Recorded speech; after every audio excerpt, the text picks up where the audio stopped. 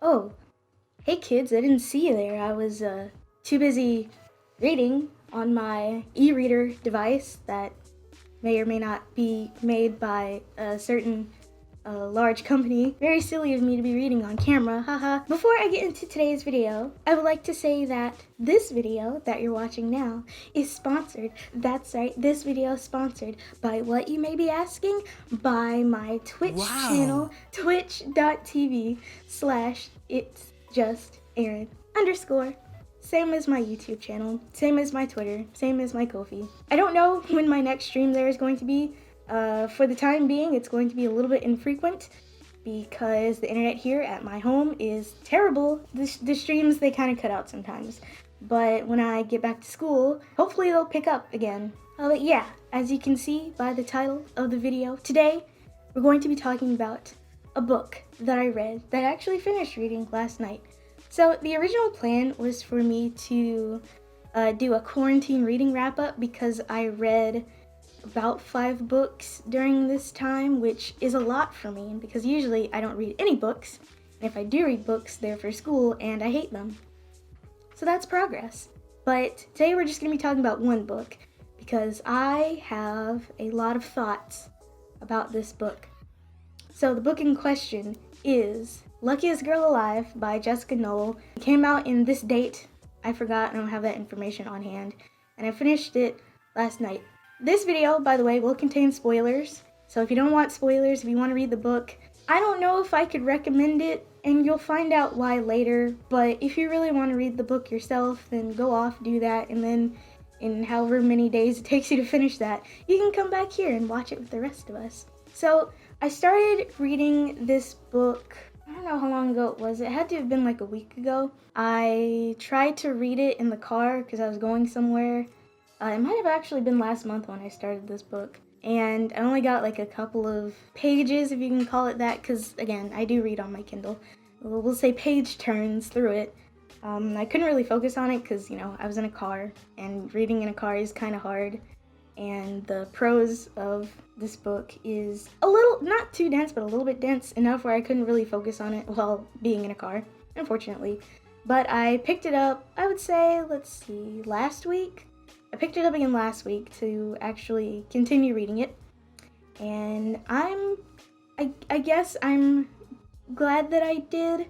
I've got mixed feelings about this book because I will say it did a number on me mentally and emotionally, but we'll get into that later. So for now, I'm just going to do a brief rundown of the plot, again, with spoilers. I will say, I don't normally put trigger warnings in my videos because nothing that I really talk about could be that triggering, but this one definitely is. So if you are sensitive to eating disorders, sexual assault, definitely, and we'll say mass shootings, maybe don't watch this video. And also, if you're sensitive to that stuff, then maybe don't read this book because it's full of it. Just a content warning there for you all. A rundown of this plot.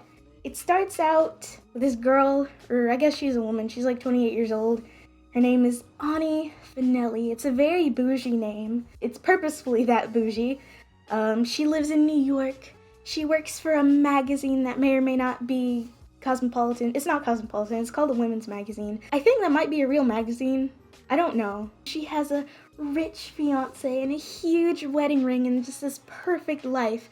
However, as you're reading through it, even through the first chapter, you can see that she does have the perfect life, but she seems to really hate it. And that's one thing I noticed right away with this book, is that it's told through Ani's point of view. It's first person. And you can just tell that it's just like the words are just leaking with contempt. Just the way that she describes her surroundings, especially in the way she describes other people and herself too, I guess. You can just really tell that she just hates everything. And that's not a bad thing. I will say that's not a bad thing. You come to understand it as you finish the book, like why it's that way. So at first, I will say it was a little like, oh my goodness. It's just like, wow, the hatred is like, ugh, it's there. Oh, I guess I should say how I actually came to find this book. I don't know why this was the case, but I used to be a creative writing major, by the way, if you didn't know. And in one of my creative writing classes, we have to like share our work in let everybody read it and give feedback so you can improve as a writer. And after reading one of my pieces, I don't know which one it was, the teacher of that class, my creative writing professor, recommended this book to me. And I kept it in my mind for a while. That was maybe like a couple of years ago. I just now got around to reading it, and I have no idea why he recommended this to me. Oh my goodness. Like, okay, I suppose I ended up enjoying it in a weird way, but it's a lot. It's a whole lot. We'll just say it's a whole lot. But back to the plot synopsis. I didn't really read not a plot synopsis, but like a shorter version of that. I didn't really read much about the book before I started reading it, let's say. All I knew was that, this girl with a perfect life, her life isn't that perfect. That's kind of all I knew about the book going in.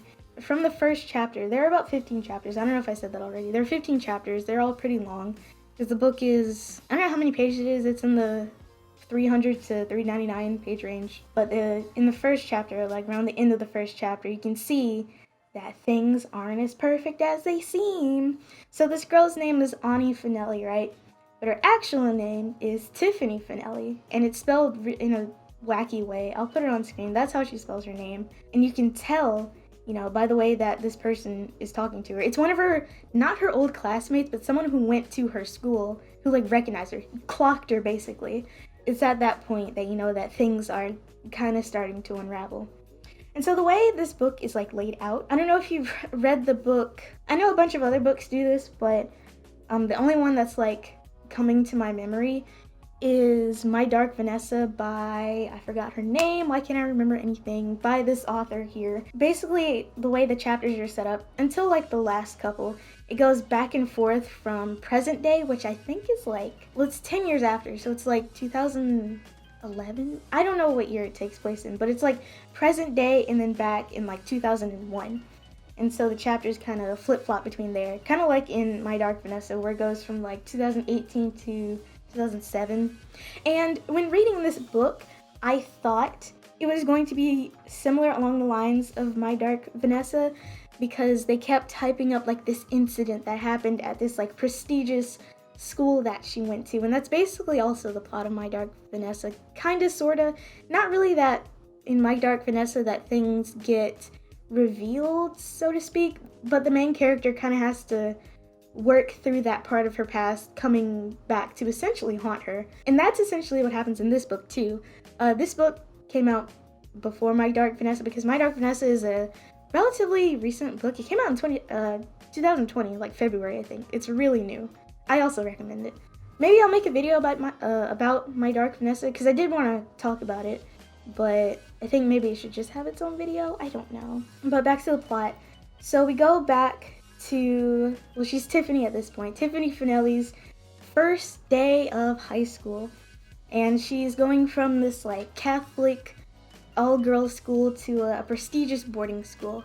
And, it's this stock standard plot of, it's your first day of high school and you want to fit in with the cool kids.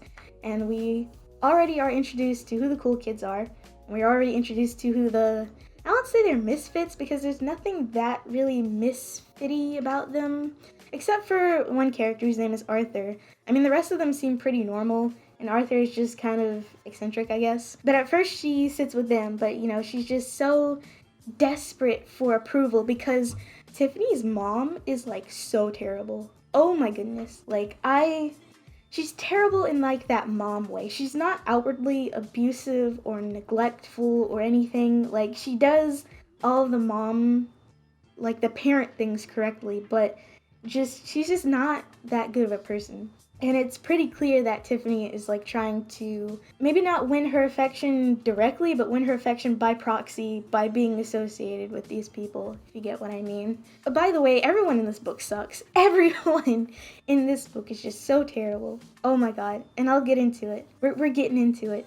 But everyone except for maybe a couple of characters are just painted to be just the worst people. Oh my goodness. Anyways, when I was starting to read this book, because it it starts with her English class, and I was thinking that it was going to be another creepy English teacher in My Dark Vanessa, but I'm I won't say surprised. I'm delighted to see that it's not the case because I can't deal with another one of those again. But it starts with her in English class, and she immediately has a crush on her teacher named Mr. Larson, and it's a little weird. And that's where she forms her friendship with Arthur and the rest of the misfits. There's a girl she calls the Shark because her eyes are far apart, and near the end, like a third of the way through, or 2/3 of the way through the book, we don't even know what her real name is. Or maybe it is at the beginning. I don't know. Her real name is Beth, but Tiffany calls her the Shark because she has far apart eyes. But it's her, Tiffany, of course, Arthur, and this kid called Teddy, who would have fit in with the cool kids, but I don't know. He and the Shark are dating. And so that's the little merry band of misfits that we meet there. And you would think, maybe they would stick together throughout the book, and, it'd be that kind of thing, but it's not. So the popular kids, Tiffany dubs them the hairy legs because all the guys in the group have, hairy legs because, they're all big and buff and testosteroned because they play sports. Soccer mostly, I think, because there's no football team at the school. And there's also another, not really a group, it's only 2 girls, the two head honchos of the school hierarchy, and they're called the Hoes, not because they are hoes, but because their names are Hillary and Olivia. And they actually call themselves that, which is an interesting thing to dub yourself as. And through what I would say is not really a stroke of luck, but just, I don't know, circumstance. No, you know what, I'll call it luck. Tiffany does manage to get in the good graces of the Hoes and the hairy legs. That's so weird when I say it out loud. But she manages to get into their good graces and is eventually accepted into their group. Present day, we learn that there is a documentary being filmed called Friends of the Five, and you don't know what that means until 2/3 through, which I would say is the climax. Ani is a little nervous about doing it because it's a very difficult part of her life that she really hasn't been able to let go of. And her fiance, his name is Luke. He's the rich Wall Street banker guy or whatever who has all the nice things and a lot of money and gave her a really expensive looking wedding or engagement ring. He is just so callous about it. Oh my goodness. Especially when you learn what happened. Luke is the worst person in the book. Worse than everybody else, honestly. Luke constantly tells her, it's you need to put that part of your life in the past. You need to get over it. You need to put it behind you so we can move forward. Honestly, I don't know how he could say something like that, knowing what happened, but we're gonna move forward. So Luke doesn't want her to do the documentary. She wants to do the documentary because she wants to clear her name. Clear her name of what we're not sure of yet. This book, I will say, does a very good job of building up suspense. You really want to know what happened. What was the incident? What is she clearing her name of? Who and or what are the 5 that they're friends of, That, I think that's what really makes it a page turner, because you're going back and forth through past and present and just getting little bits of information, little puzzle pieces that you're putting together that might be what happened, but you don't really know yet, and it makes you feel like you have to know. And that's a very big positive about this book, I will say. Oh, well, I can't forget this part. Oh gosh, I didn't want to forget that part. So, at this point, Tiffany is in the good graces of the Hoes and the hairy legs, to the point where, she's sitting with them at lunch and eating with them, and she has a crush on another kid who is also a new kid. I forgot to mention, the way that this school is set up, you have a lower school, which I guess is, I don't know, kindergarten to middle school, 8th grade, and then you have the high school, which is the high school. And so most of the Hoes and the hairy legs, that's so funny. Most of the Hoes and the hairy legs were actually, I suppose lifers. I think that's what they're called in the book, lifers, where they've been through the lower school and the upper, and they're descending, I guess, into the upper school. And so, but there's this new kid named Liam, who is also new. She meets him by being paired up with him in chemistry, and it's love at first sight. And eventually Liam becomes part of the hairy legs. And so, Tiffany's in with the popular crew now. And so as time progresses and she gets closer with them, eventually she gets invited to a party by a fellow named Dean, who is detestable, we'll say. And like I said, everyone in this book sucks. But she's told not to tell the hoes because they wouldn't be invited. And so the day of the party comes along. Tiffany comes to the house and she realizes she's the only girl there. And right at that moment, I knew something bad was going to happen.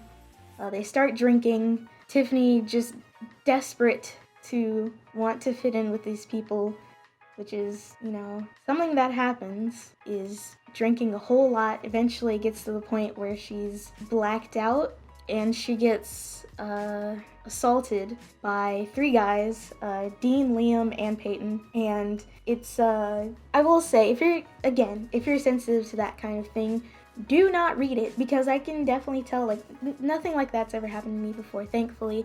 But if something like that has happened to you, it feels real, I guess. Like, after I read that section of the book, I had to, like, step away and, like, take some breaths and just, like, recover from it, because it wasn't violent or anything, but just the fact that it happened. And the way it's written makes you feel just awful after you read it, and it's just like you have to take a break. And I had to do that at various points throughout this book. And so eventually it gets to the point, she wakes up the next morning. Of course, everyone, all the guys there acting like, not like nothing happened, but just like, oh, it's just a crazy party thing that happened. Like, oops, you fell asleep on the roof, even though the fact of the matter is she got raped by 3 people, and she's freaking out, just absolutely not having a good time, just trying to see what she's going to do. And so, obviously it's not that obvious, but maybe it is obvious since I explained that her and her mom's relationship is, we'll say, strained. And so she can't tell her mom about this. She has to just kind of keep it to herself. So eventually she goes to school the next morning and people are already whispering about, what happened. And of course, as these things go, the only thing that people are saying is that, she slept with like 3 dudes and not that she was assaulted while she was drunk. And eventually she gets to her English class with Mr. Larson, and Mr. Larson shows some concern because, he's been hearing what's been happening, and he urges her to go to the nurse. But, Tiffany, being a teenager, we'll say, it's a typical teenager behavior. She doesn't really want, people to be worried about her, I guess, especially not Mr. Larson, who's also her cross-country coach, and also only 24. I have to keep reminding myself that he's only 24 because he comes back later in the story. But, she already has a plan laid out. After school, I think that day or the next day, she, comes up with this lie to her mom or something. I forgot how it works, but what ends up happening is that Liam, the guy who assaulted her and the guy that she still has hard eyes for, she gets him and one of their friends with a car to take her to a Planned Parenthood, in the city somewhere. And they go, and she gets the morning after pill, which she's right at the cusp at, because it's been a couple of days at this point. Things end up working out for her, but it's will things be the same after that? Her and Liam, they were kind of, flirting, being flirty, but after that incident, Liam basically straight up ignores her and starts, hanging out with Olivia, and they're kind of an item, and that really gets to Tiffany, but she just kind of, accepts that happens, but not really happily. So I think at this point, we are back at present day. Her fiance Luke says, hey, there's this client, I want to go to dinner with him, business stuff. And they get to the restaurant and they realize it's Mr. Larson. He has a wife now and a couple of kids, and is apparently, one of Luke's clients. I have no idea what he does. Some Wall Street stuff. I don't even think it's mentioned. And, they have this chance meeting because, she lives in New York now, Manhattan, but the school that she went to, it was in Pennsylvania, Bryn Mawr, which is spelled really weirdly, which is apparently a real place that I think the author either went to school there or grew up there or something. Or the main line, whatever the main line is, I think that's also a real area. That's where the school is, and she basically escaped from there to go to, you know, the Manhattan. The Manhattan, yeah, sure. And so, you know, it's like, I mean, Pennsylvania, realistically, is not that far from New York City, or should I say, that area isn't that far from New York City. You can drive there maybe like 2 hours, 3 hours. But even so, you know, Manhattan, or New York City, is a really big place, and I guess you wouldn't expect to see someone from your childhood there. And so they talk for a little while. It's a nice little reunion. You can tell that Tiffany still has some affections for this guy, which I really wish... Okay, I'm not going to say I don't wish it wasn't ham-fisted into the plot, because it probably wasn't, but I don't know, man. I just really wanted the English teacher to be good, you know? Especially after reading My Dark Vanessa. I mean, he was better than the guy in My Dark Vanessa, I'll say that. Like, leagues better, but... You know, the whole student-teacher thing, I don't like.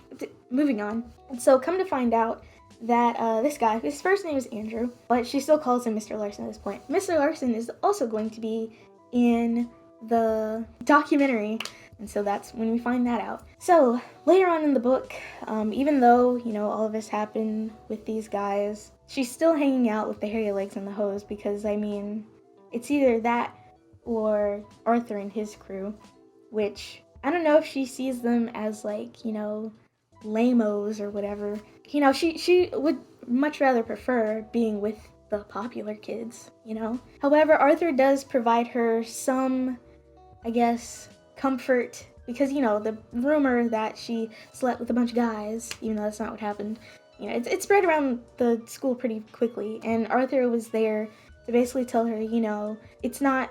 Maybe not that it's not your fault, but you're not... He didn't ostracize her because of it, you know? He wasn't gonna call her a slut behind her back or whatever. And he provided some form of friendship for her during that time. I forgot to mention, the entire, like, I guess, setup, I don't know what I'm saying, but the present day situation, not only is there being a documentary filmed, but Ani is preparing for her wedding as well. And so going through the process of doing that, you realize that she might have some reservations about it, basically because of how Luke is acting about her past and the documentary being filmed. Again, he doesn't want her to do it. He wants her to move on. How you can move on from something like that, again, I don't know. I really don't know. And eventually, not even really eventually, but you realize that Ani has some interesting feelings about food. Well, I don't even know why I'm saying it like that. She has a full-on eating disorder. I don't know what kind, but she works out a whole lot, constantly pushing herself to be a certain size for her wedding, which I personally don't understand why people do that. Like, you know, the size that you were when you got with that person and when they proposed to you was apparently acceptable for them. So I don't know why you have to literally starve yourself for a wedding. That doesn't make sense. I don't know, man. Maybe someone can rationalize it for me. And it's not like Ani was huge. She was a normal sized person, but she wanted to be down to, I remember at the end she said she was at 104 pounds. I don't know how tall she was. Definitely not short, but also maybe not super tall. But she was down crazy low. And people throughout the book, in the present day sections, keep like commenting on the fact that she doesn't eat a whole lot, and she apparently doesn't see any problem with that, which, you know, that's how eating disorders kind of go. And honestly, it started when she was in high school, because the way that she describes some people is like, you know, being anorexic, but she wants to be like them, you know. And she starts doing cross country because she wanted to, but also because she wanted to, like, shed some of her baby fat. Actually, I think that's something her mom said. She said, "Oh, Tiffany, you need to get rid of some of this baby fat." Which, by the way, mothers, don't say that to your kids. Like, especially your daughters, but also your sons too. Just, like, saying stuff like that is so much more harmful than you think it is. I mean, I don't want to get all personal, but I remember I had a throat infection one time when I was in high school, I think. It was during the summer, and my throat hurt so much I couldn't really eat anything, and I ended up being like that for like a week or so. I got medicine for it. I was okay. But I remember I was standing right there. You can't see where I'm pointing to, but this is the doorway, the threshold between my room and the bathroom. I was standing right there, and I was walking into the bathroom, and my mom saw me, and she patted my stomach and was like, you should stay like that. I literally couldn't eat without being in pain. The only thing I could stomach was ice cream because it was cold and it soothed my throat. But like that, I still think about that sometimes, like the way she said that and the way I felt afterwards. Don't say things like that to your children. Hey, maybe don't. It's not good, okay? Cool? Do we have a understanding? Okay, so yeah, Ani has a eating disorder and it's prevalent throughout the book. Okay, so we're just gonna move on with the plot. So eventually, since she's still hanging out with the hairy legs and the hose, Tiffany goes to another party at, I believe, Olivia's house. She tells her mom, oh, it'll be a sleepover kind of thing, and at this point, her mom has kind of grounded her, or not really grounded her, being really hard on her for the way that she, behaves, in school and whatnot, because, she has been kind of sneaking around and doing things, and not being very forthcoming with her mother, which I could understand that, but just the way that her mom is like, yikes. So she goes to another party with them. This time, Hillary and Olivia are there, and so is Liam and Peyton and Dean. God, I hate Dean so much. Still at the end, knowing what happened, I still hate Dean. Like, ugh. They get drunk again, and they eventually start smoking pot, which is not the first time Tiffany did that. She did it in middle school as well and got in trouble for it. So she's not really any stranger to that. Eventually, she gets high enough and drunk enough that she doesn't realize that everyone has, left, and it's just her and Dean, on the front lawn or something. It's one of those houses where it's, so big. Something could be happening on the other side of the house and you wouldn't know. Olivia's parents were home at this point. That's just how big their house is. It's just how bougie everyone at that school is. Eventually, Dean starts to move in on her and starts to unbutton her pants, but she screams and he slaps her. Basically, she screams loud enough where, oh my goodness, she screams loud enough where the dad hears it, the lights come on, he's screaming at her, and basically Tiffany just starts running away. And she's been doing cross country at this point, so, she runs for a mile. No, she runs for a mile and then stops, and then, it's dark at this point, so she doesn't really have a bearing on her surroundings, so she's trying to find her way through this neighborhood and get back to Montgomery Street. And eventually she gets to this gas station and is like, hey, where's Montgomery Street? And cashier freaks out and almost calls the police because she's covered in dirt and she's desperate. It's basically a child desperately pleading for directions. And this is really Deus Ex Machina-y, but apparently Mr. Larson shows up, and this is kind of far from his house too, but he's there just conveniently. I don't know what's going on with that, but he just ended up being there. His explanation was that he was with some friends at a bar and he wanted a snack, so he went to this particular gas station, out of all the, gin joints? I don't know that phrase, but, out of all the gas stations in this part of Pennsylvania, I guess. I don't know what the city's called. But out of all the gas stations, he's at this one where she's at. And he sees, the state of her and is like, oh my goodness, girl, you need help.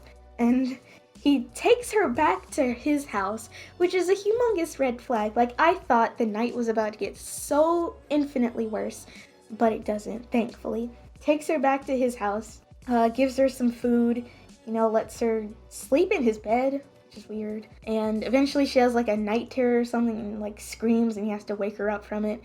And she's like, oh my god, don't go. And he's like, okay. And sleeps on the floor next to her until the next day, where he drives her to the train station. She goes home. And at this point, it's kind of reached a critical point in the relationship between her and Dean, and she got to do something about it. And so Mr. Larson takes it upon himself to tell the headmaster, hey, there's been another incident with Dean. This isn't the first time Dean has done this. Oh, I think he's an upperclassman too, by the way. I should point that out. This isn't the first time Dean has done this. There have been, at the very least, one, but, knowing these types, multiple incidents with Dean assaulting somebody, dude. I don't know. Once she goes to school that Monday morning, she gets immediately called into the headmaster's office, and she just feels a little bit betrayed, I guess. I understand where Tiffany's coming from and her feelings of being betrayed, that, she would tell the headmaster, or that Mr. Larson would tell the headmaster, something like that. But I also understand where Mr. Larson is coming from through all of this, because At this point, Tiffany's been assaulted twice by this guy. Like, oh my god. And something has to be done because he's been doing this to other people. But Tiffany won't spill the beans because that happens sometimes, and we can't really be mad at them for that. Essentially, I mean, even if she did tell what happened, they wouldn't be able to do anything anyways. Because I remember at the beginning of the book, she made it a point to mention, this is the Barton Library. Is it Barton? Yeah, the Barton cafeteria. And Dean's last name is Barton, and his parents are big donators to the school, so much so that they name the cafeteria after them. And so it's like, oh yeah, this kid is basically untouchable. So even if she did say anything, you can't do anything about it. And so eventually Dean hears that this happens and is like kind of mad at her for it, but not like, mad. And he calls her on the phone. Oh, I remember. While she's at Mr. Larson's house, she calls her mom to like give a cover story as to like why she wasn't at home or something like that. And her mom ends up telling her that Dean called. And so Tiffany frantically calls him back, which wasn't the smartest decision, but hey, she's 14. He's like really nice on the phone to her, like, oh my god, I'm so sorry. I couldn't live with myself with what I did to you. And that's a lie. Like, heard it all before, boy. Like, bye. She doesn't tell Mr. Larson about this until much later. After that incident, actually, she's not really hanging out with him anymore. After that incident, they kind of ostracize her just a little bit. Hillary isn't that mad, but Olivia, that was her house. She she got in trouble for what happened, and her dad, a little bit abusive. She had a bruise on her face the next morning, and she was like, she didn't want us to associate with Tiffany, but at the same time, it's like, what could she do? So essentially, Tiffany at this point is left with no option but to go back with Arthur and his merry band of misfits. I forgot to say at the beginning, there was this rumor going around that, and of course Dean propagated this stupid rumor, but he said that there's this, I think every school or like every town has a spot, like which is basically in the woods where teenagers go to like drink and smoke pot. That's where they were when this rumor is being told. Arthur was caught giving a blowjob to this kid named Ben, and Dean teased Ben so much for it that he tried to commit suicide. He didn't succeed, and he ended up being at some kind of psychiatric hospital, and we learned that this only happened like 6 months ago, half a year ago, not that long ago. And we end up also learning that that wasn't true. So basically what actually happened is that Peyton and Dean took Ben out to the spot and pulled up his shirt and took a dump on his chest. Like, they defecated onto this kid's chest. Like, who does that? Oh, it's so ridiculous. Oh, after Mr. Larson reports Dean to the headmaster, he gets fired. Or maybe not fired, maybe, one of those urged to resign type of deals. But he's not at the school anymore. And Tiffany gets a new cross-country coach who really doesn't care all that much if she's there or not.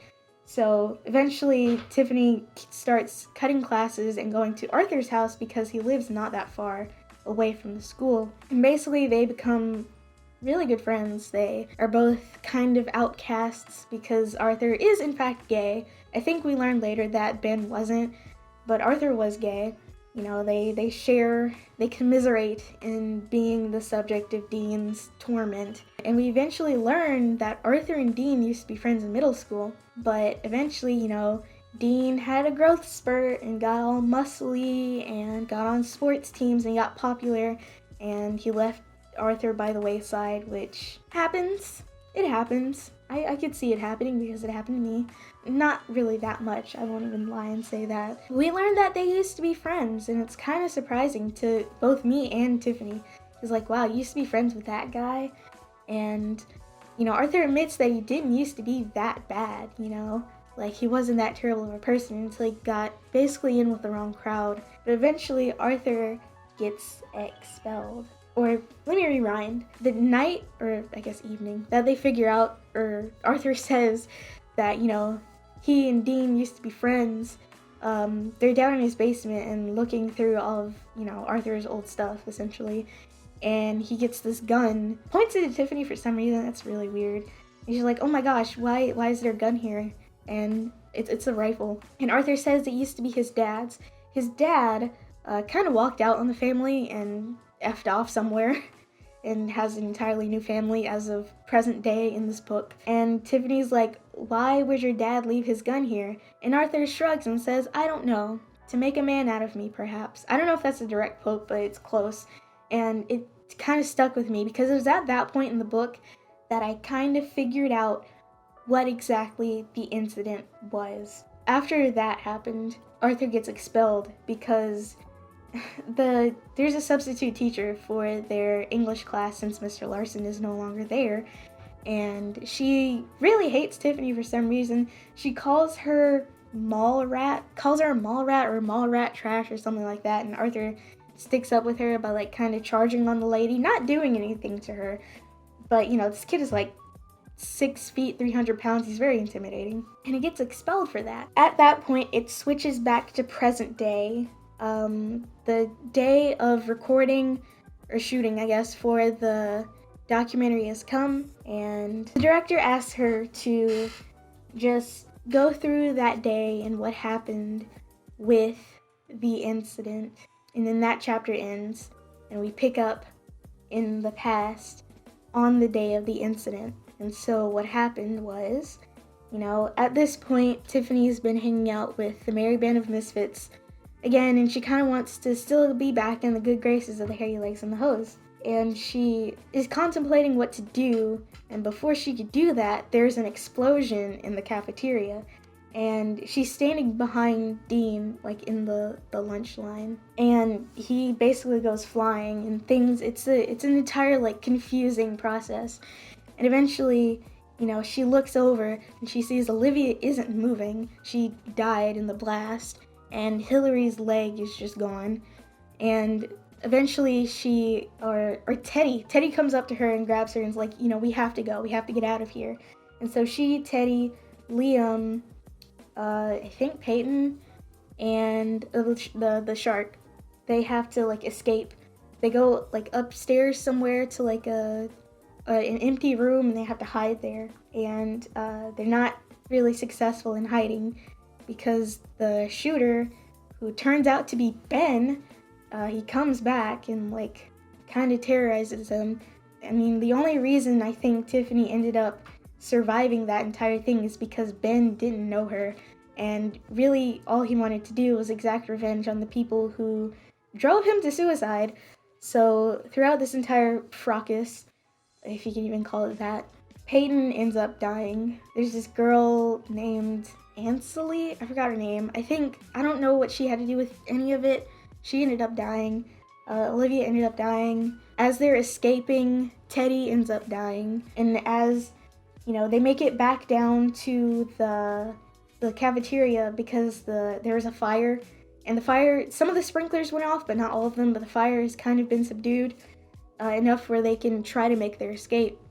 And so she gets downstairs and she sees that Arthur is there holding the rifle he showed her like not even that long ago. And it's like, oh my gosh, what's going to happen? And Dean is there lying on the ground. He's alive at this point, but barely. So, they have this really tense moment. Oh, when they're escaping, Liam doesn't really make it out. He ducks into a room, but Ben follows him in there. If Tiffany would have gone in that room with Liam, she would have died. And that was, established. And so at this point, it's just Tiffany and the shark. And they're face to face with Arthur holding the gun. Arthur lets the shark, whose name is Beth, he lets her go. She didn't do anything to him. He liked her, so she let her go. Unfortunately, she had to leave Tiffany there. And so Tiffany is terrified. He's holding this gun. All of these people have been, seriously hurt around her, and she just wants to leave. But Arthur doesn't want to hurt her. In fact, he hands her the gun and says, here, why don't you finish him off?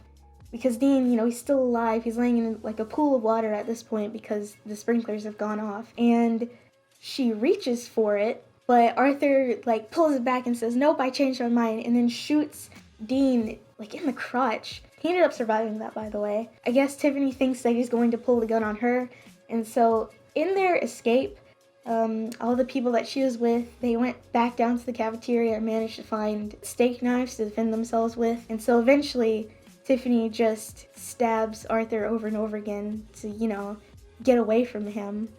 And his last words were, I think, "I was just trying to help." That's what his last words were. And eventually, Tiffany's able to make it out of the school more or less unscathed. That's the incident surrounding this book. And so at this point, I believe we're like, 2/3 of the way in? And so now the chapters following that are the aftermath of everything. She's in the hospital. She has to talk to a criminal psychologist who prescribes her, sleeping pills. Because, she can't sleep. She couldn't really, have any kind of restful sleep after both of the Dean incidents. But after this, she just straight up cannot sleep. Eventually, the connection to Arthur is made by the police, and she has to explain her relationship with Arthur. And the police, by the way, think she has something to do with it. She didn't have anything to do with it, but that's their narrative. Since Dean was alive and talking, he saw her reach for the gun to finish him off. So that's pretty damning evidence, I think. Was she going to actually do it? I don't know.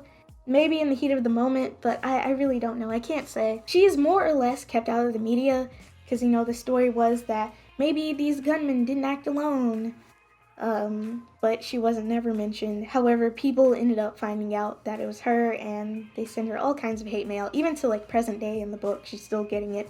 So that's what she was talking about to clear her name, to say that, hey, I had nothing to do with this heinous act. This guy acted apart from me, and I wasn't, going to do something like that. But eventually, the assault, the first and the second one, at this point, Tiffany's been keeping it pretty much to herself. She hasn't told anyone about it, except for Arthur, who is deceased. Eventually, it gets to the point, she says to the police, yeah, she had problems with Dean, she didn't like him, but, they had to find out why. And eventually, they do find out that, she was assaulted, and oh my goodness, if you get to this part of the book, you are going to be so mad. Because everybody, except for Mr. Larson, everybody is just victim blaming the crap out of Tiffany.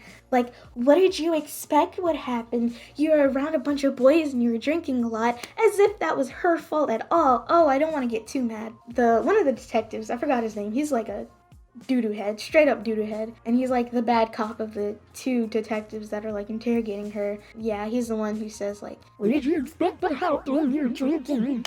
And so eventually, her parents didn't know about this at all. And so the lawyer that she has, because she has to, tell everything to the lawyer before she tells it to the police, I guess, so that the lawyer can know if something potentially incriminating is coming up. He says that, eventually this is going to come out. You're going to have to tell your parents. She doesn't want to tell her parents for obvious reasons, because her mom is terrible. She gets the lawyer to do it. And the lawyer says that he's going to, come over, physically to the house and sit down with her parents and say, okay, this is what happened with her and this Dean kid. But he calls the house, presumably to, come over or ask if he can come over. And her mom's like, no, she's resting. And her dad is he's there, he's in her life, but he's really absent, just mentally. Her dad sucks too, by the way. So her dad's at work. And so the plan isn't going as well as it should have. So, she's been taking these sleeping pills, and she wakes up in the afternoon, and she, asks her mom, hey, has, the lawyer been over here yet? And she's like, no, I told him you were resting. So eventually she, gets in the shower. There's this moment where she, gets scared in the shower, because, the shower curtain's closed, and you don't know if there's going to be somebody on the other side. And so, she calls out to her mom, and her mom's like, hey, I'm on the phone, stop yelling. And so she goes over into the bedroom and picks up the other side of the phone, and it's the lawyer, and he's telling her mom about what happened. And as you could have probably guessed, her mom does not take it well at all. Again, more victim blaming crap. Anger City for me, and it's she is devastated about what happened, right? But she's not devastated that, her daughter got assaulted. She's devastated that her daughter would forget the family's morals and do such a thing, get drunk with boys. Worst mother ever. Oh my goodness. And so she's going, through some stuff with her mom about it. They don't talk to each other for a while. And eventually it comes time for one of the kids that died's funeral. And it's Liam's funeral. And if we remember, Liam is literally one of her rapists. And she very understandably doesn't want to go. But her mom threatens her and says, like, if you don't go to this funeral, I'm not paying for you to go to the school anymore. And despite all that happens, Tiffany is very adamant that she still wants to go to the school. Because, her mom partly, but also her, has built up this elite, Ivy League life in her head to be just a whole lot better than the life that she is living, which realistically isn't that bad. Her life, her parents suck. Her mom really is trying to make it seem like they're more wealthy than they are, and Tiffany hates that. And she just wants to be, actually wealthy and actually, I guess, something from something, And so going to that school is kind of helping her keep up that facade, because it is a facade. And so begrudgingly, I don't know how, could not have been me, but she ends up going to Liam's funeral anyway. And we learn he's a Quaker. There's news cameras and people from the school everywhere. She sits in the very back of the meeting house, because I guess they don't have churches. Nobody wants to sit next to her because they realize who she is, except for some, older ladies who don't know who she is. Basically, at this point, people think that she was fully in on it because everybody knows she was friends with Arthur. And nobody knows how they stopped being friends. Gosh, I didn't even mention how they stopped being friends. They got into this big argument because, Arthur was mad that she still was kind of set on, hanging out with them even after all that happened. And Tiffany got mad at him because she thought that he was just so mad at him because, he stopped being friends with her and, tried to make it seem like he was attracted to him, which it was a really stupid fight to begin with. They were both high, and they were both just teenagers mad at each other. Essentially, that was the level of the fight. And Tiffany ended up stealing a framed picture of Arthur and his dad, who, like I said, ran off on them. And Arthur gets really mad at this and chases her out of their house. And she, runs all the way to the train station and never looks back, essentially. So yeah, people know her relation with Arthur, but nobody really knows that they stopped being friends not long before the incident. The only person who's really even nice to her at that funeral was the shark, because they kind of shared their, moments of escape with each other. They went in with a bunch of people, and when it was time for them to actually, try to leave the school, it was just them. And so, they kind of have that bond. And Tiffany even says that they remained friends throughout high school, but they lost touch in college, and she really regrets it. I would imagine that the shark would be doing the documentary as well, but we really don't hear about anybody else in the documentary except for Mr. Larson, because he says he's doing it, and Dean, which we'll get to that. And so we go back to present day, and the director has an idea hey, why don't you go and talk to Arthur's mom, because she still lives in that house. And they actually they weren't friends. She says they weren't friends, but they exchanged letters, and she always kept up with her after, she went to college and into her job. She said, Arthur's mom, liked her articles that she wrote because she works at a magazine. I said that. And, they kept up with each other, and she knows that, even though her son did something so terrible, she shouldn't ostracize Tiffany for it, even though Tiffany was the one who ended up killing her son. She doesn't hold that against her, which I think was really nice. And they end up reuniting for the documentary. They haven't seen each other since before her and Arthur stopped being friends, 10 years ago?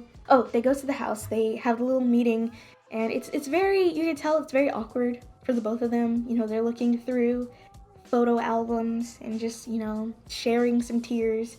And, Tiffany said, well, I guess she's Ani at this point. Ani says to her that, hey, I took a picture from the house and I still have it and I can give it back to you if you want. The mom, she gets really upset at this, but before she could say or do anything, she has a migraine and they have to give her medication, and Filming basically stops after that, and it was really sad, I will say. Since, Mr. Larson, he's in the area for filming as well, and they kind of reconnect. I didn't really like the whole, oh, I'm hot for teacher plot, because, also, by the way, it's been, 10 years after this, so Mr. Larson went from being 24, no, it's been over 10 years. He's essentially in his early 40s now, which isn't really that old, because Tiffany is she's 28, and so she meets up with him, and again, like I said, he has a wife and 2 kids with the bougiest names ever. Oh my goodness, I can't remember their names, but I just remember they were very white.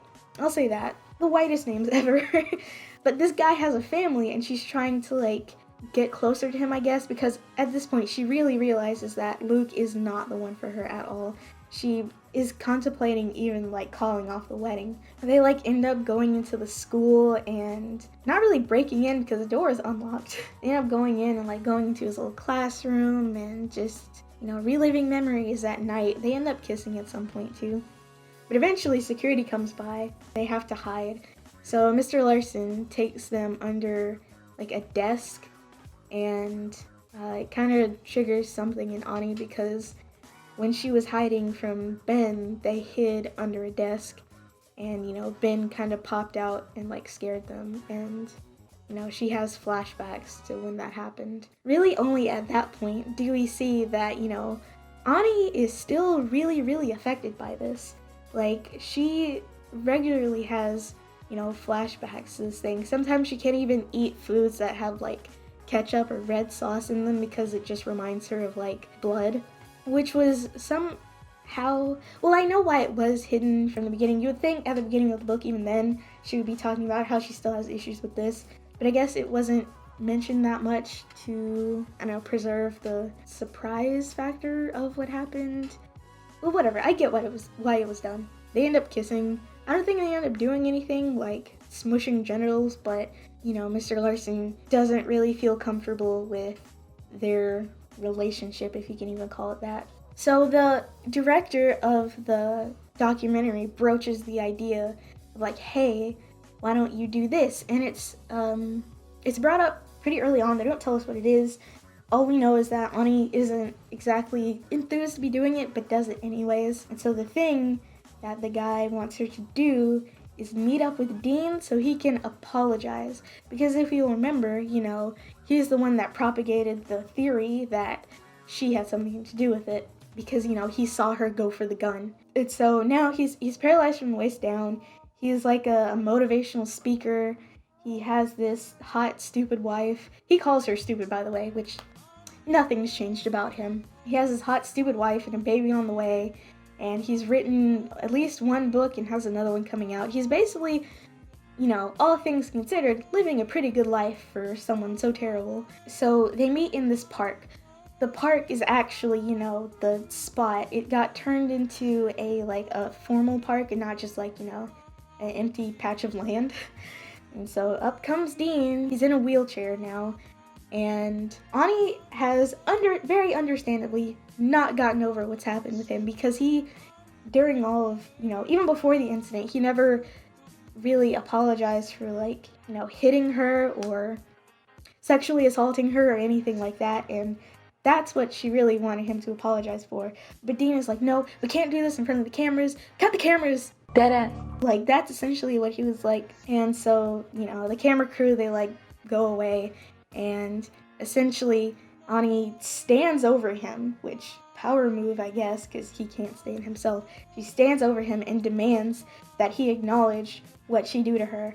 And yeah, he does it begrudgingly. I get the feeling, and I'm sure Ani gets the feeling, that he probably didn't think what he did was that wrong, and is just admitting it to her so that she can move on from it, I guess. And eventually he also apologizes for, twisting the narrative so that it looked like she had something to do with it. We learn later that they were mic'd up, and even though the camera crew had went off somewhere, they were still filming, and they caught all of that on camera, and it was going to be in the documentary. Power move.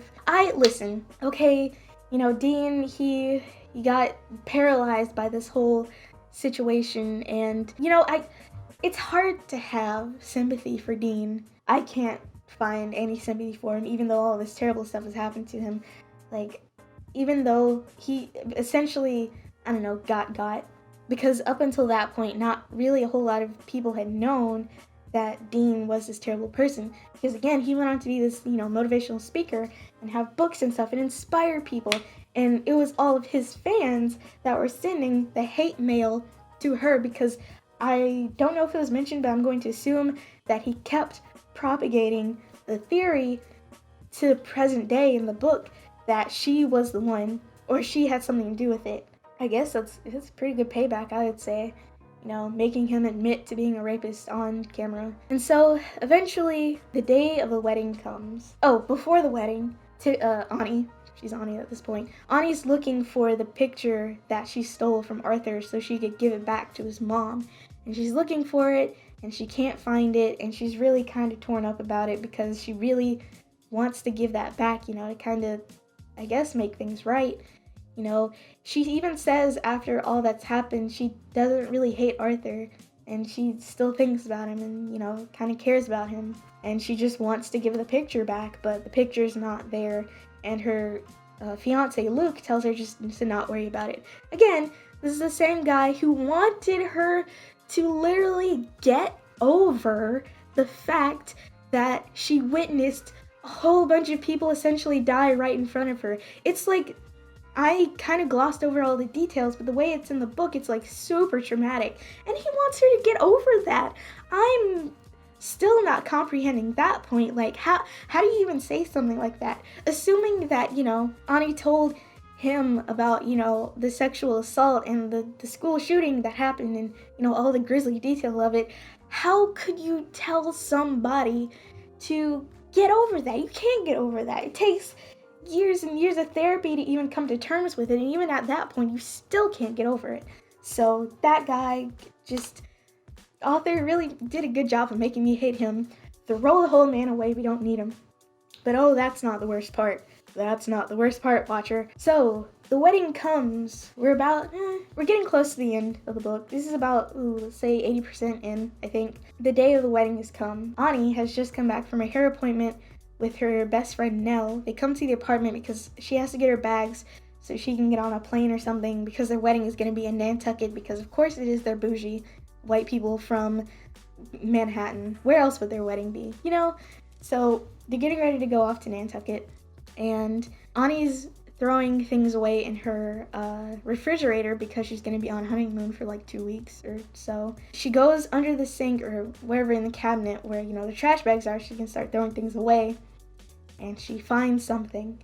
So this picture that she stole from Arthur, it was in this frame that was like teal and it had little seashells on it. She finds one of the seashells under the cabinet, and she knows that the picture is not there anymore. And she just starts absolutely crying, just like falls apart on the floor. There's not really a whole lot of detail after that, but we pick up at the wedding. So they're at the wedding. I think Luke's brother is like giving a speech on, Luke loves her so much and just loves her kookiness. I think he uses the word kooky too.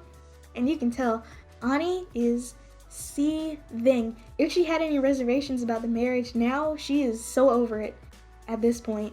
Even though, the wedding, we're at the reception at this point. There's been an entire service. I honestly thought she would call it off completely before the end of it, but she doesn't. After the brother's speech, she goes into the bathroom, and she still has the little seashell. I said it was decorative seashells, right? She still has a little seashell with her, and eventually Nell finds her. Nell is a ride or die. Nell, she may have her problem. She doesn't even really have that many problems. I can't even say that. Nell is like a ride or die. Basically, she sees her with the seashell, and she's like, so what do you want to do? You want to blow this joint? We can blow this joint. I'll do it with you. Because Nell is the realest of the real ones. She would do that for you. I guess Ani tells her to, get Luke in here right now. And so Luke comes into the bathroom. I don't think Nell is there. I don't know. And he's like, hey, what's the deal? And at this point, Ani, she's got black streaming down her face because like her mascara is running because she's been crying. She holds up the seashell. She's like, hey, what is this? She's like, oh, well, it's not that big of a deal, you know, it's not that big of a deal, it's not my fault, I didn't do anything. Of course he is, because he sucks. But eventually it comes out that Luke and some friends or something, they come back with some cocaine, and they need a surface to do it on, and I guess cokeheads can only use mirrors or picture frames to do cocaine. I don't understand the logic behind that one. So instead of using, you know, one of the many pictures that's in the house, they use the picture of Arthur and his dad to do coke off of. And someone knocks it over and the frame breaks, which oof. And so instead of, I don't know, getting the picture out of the frame, he throws the frame and the picture away. Like, he gets rid of it. She was still holding on to that picture for a reason. You know, like I said, she still cared a great deal about Arthur even after all that happened. And Luke tries to make it seem like it was creepy that she still held on to it, and he just doesn't like her past at all, and just, you know, is constantly telling her to get over it. And even now, after, you know, she's been filming the documentary and realizing all these things about herself, even now he's still trying to tell her to get over it. She can't get over it. And so she leaves the wedding reception. She just leaves. Marriage? What marriage? With Nell. Or no, not with Nell. She leaves by herself and goes somewhere, and everybody's mad, you know, especially her terrible mom and her not terrible stepmom? Mother-in-law. Ex-mother-in-law now, I guess. They're all mad because they spent all this money on this wedding, and now she just like left. I guess she either didn't tell them what had happened, or they just didn't realize the gravity of the situation. Either way, just bad all around. The story ends, and since, you know, she's not married anymore, I forgot to say in the beginning, you know, the director has her say her name and her age when the documentary will air, which I didn't know was a thing that you did. First, she says she's Ani Harrison because that would be her married name, but now at the end, she says she's Tiffany Finelli, and that's just really nice symbolism, you know. She's been trying to get rid of her old self for so long. She's been, you know, essentially trying to keep up this facade of being someone she isn't, and now she's realized that she doesn't have to do that anymore, and it's really nice. And the last line of the book, I believe, is just, I'm Tiffany Finelli, and I felt that. Man, after I finished this book last night at like 10 o'clock, I felt like, you know, that picture of Ben Affleck on the balcony, I basically just felt like that. It was just so like, wow, that was an experience that I just went through. Like, holy cow. So, did I enjoy this book? I mean, it was well written. I felt things, so that's good. But I don't know if I enjoyed it. It was just so heavy and just so, like, mentally taxing on me that I can't say that I really enjoyed it. You know what? I know what to compare it to. So there's a lot of people saying, like, Requiem for a Dream. It's one of those movies that you watch once and never again because it destroys you. This book is exactly like that. You read it once and never again because you are just mentally and emotionally destroyed. And I suppose, you know, it's definitely a good book. It's written well. The plot is paced really well. And by the way, the writer of this book, Jessica Knoll, at the end, you know, you get a nice about the author section. And it says that she works at Cosmopolitan magazine. And I think Cosmopolitan magazine is so beneath her. I don't know why she's working there. She should be writing more books. Like, oh my goodness. Like, I mean, I think she gets, you know, some kind of enjoyment from working at Cosmopolitan, but, like, she could be doing so much more. Like, this book is so well written.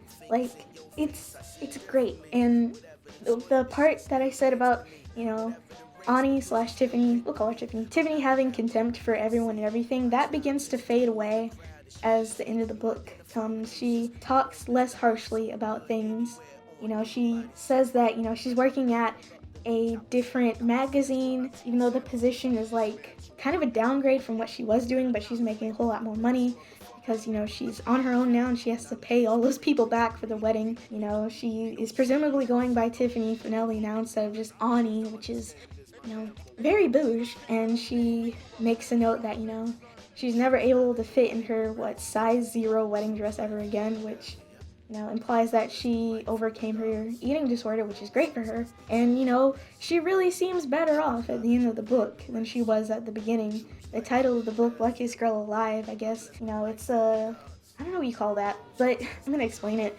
It's like, oh, she has this perfect life, but the people in her perfect life aren't willing to accept her not so perfect past. But, everyone's saying, oh, you have all of this going for yourself. You must be the luckiest girl alive. In reality, she's not. And so I give this review 5 stars. I didn't know I was going to be giving it a rating, but if I had to give it a rating, I would give it 5 stars. I would really like for you to read this book. Again, the things discussed are very heavy, so just mentally prepare yourself, that's all I can say. But I really, really, really like you to read this book. I think it's really good. All of the books that were going to be on my quarantine reading wrap up that I may or may not still do, they're all very heavy books. There's a mini thread about it on my Twitter, but I'll run down them. There was Sin by Josephine Hart, which doesn't have a happy ending. There is My Dark Vanessa by, forgot her name again, I'll put it here. It has resolution at the end. You think there's a future for Vanessa, the main character, but I don't know if I would classify that as a happy ending. There's, oh my goodness, The Silent Patient by Alex Michaelides. Here's his name. I really don't know how to pronounce it. He's Greek, I think, half Greek. But that definitely doesn't have a happy ending. Oh my goodness, I gotta make a video about that book. That book is just a mental, I felt like I got slapped, but I'm not mad about it, at the end of that book. Or I suppose the climax of it. Oh, in this book. This one I would say it has more of a happy ending and resolution than the rest of them, but still it's you had to go through all of that to get to the happy ending. It's why do I choose to read these things that just stomp on me, I could be reading fluffy romances or, I don't know, books that are just way happier in tone, but I choose to read these and I really don't know why. I'm okay with reading these kinds of books. It's not like I'm tortured by it. In fact, I kind of prefer reading sad or otherwise not happy books over happy books because, I don't know, if something is just too happy, I just feel like it's not genuine. Gosh, I don't know what there is to say about that other than I really want to read more of Jessica Knoll's books. I don't know if she has any more books or what. Again, she works for Cosmopolitan. I don't know what her articles are like on there. I'll definitely have to check them out. She is definitely a talented writer, and if she doesn't have any more books, gosh, I hope there are some on the way because I am dying to read them. Oh my goodness. That was my sort of kind of review of Luckiest Girl Alive by Jessica Knoll, and I'm just, I'm gonna have to take, I don't know, a month-long break before I even try to start another book. But I did get another book today. It was Little Fires Everywhere by Celeste Ng. I think it's Ng. I do know there's a miniseries somewhere. I don't know if it's Amazon or HBO or whatever. I might watch the miniseries after I read the book, but that's next on my to-be-read list. However, don't be surprised if I don't read that book until September or something because I am just so wow, I need a break. Anyway, that's the end of my video. Here's my Twitter. Here's my Ko-fi. Donate if you want. Don't forget about my Twitch channel. Might be streaming there soon. Might not. Don't know. If you follow me there, you'll get notifications if I do go live. Also, before I forget, we are really close to 1,000 subscribers. I don't know how many it is now. Just a little over 100, I think. I don't know. I'll have to check. But once I get to 1,000 subscribers, I can get that community tab. And oh my goodness, I am so excited to be getting a community tab just because I want to have a more direct line of communication with you all. I mean, I do post on my Twitter pretty infrequently now, I think, just to say, I have these ideas for videos, but now I can do polls and just talk to my audience more directly on YouTube itself.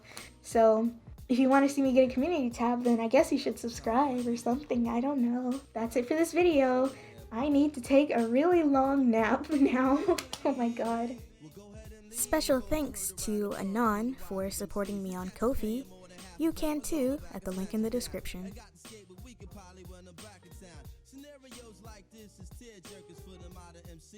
I ain't a blue collar worker cause this thing called rhyming no different from coal mining. We both on assignment to unearth the diamond. When you you start climbing and them eyes start shining. You be struggling and striving and they think you prime time and maintain it, keep silent, make no